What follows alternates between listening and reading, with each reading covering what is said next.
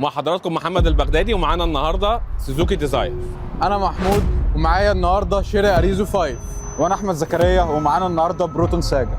انا جاي النهارده اكسب المقارنه دي عشان معايا اقوى موتور فيهم، موتور 1500 سي سي بيطلع 114 حصان 141 نيوتن. 1300 من 1500 مش هتفرق كتير. العربيه اللي معايا النهارده في فتيس اوتوماتيك 4 سرعات بروتون ساجا، عربيه اقتصاديه ومريحه. سوزوكي ديزاير بتنزل معانا بموتور 1200 سي سي بيدينا قوه 80 حصان مع عزم نيوتن 113. هي اقل موتور فيهم في القوه، بس موفره جدا في البنزين، بتقدر تمشينا 21 كيلو لكل لتر. والديزاير بتنزل بتصميم متميز داخلي، منها طاره مالتي فانكشن، عدادات ديجيتال وامبير الاثنين مع بعض، وبتنزل شاشه تاتش. انا هفضل عندي كلام ان انا جاي اكسب المقارنه النهارده، لان الشيري بتيجي ب5 وسائل امان، يعني حرفيا ممكن تسوق انت مغمض. بروتون ساجا بتيجي بتكييف قوي جدا، واظن ده اهم حاجه في الحر اللي احنا فيه، مع شاشه 7 بوصه وكمان فيها ميرور لينك للموبايل. وبالنسبه للشنطه، فالشنطه بتيجي بمساحه 420 لتر مع كاميرات خلفيه وحساسات ووسائل امان تانية كتير. الشيري اريزو 5 بتيجي بشنطه مساحه 430 لتر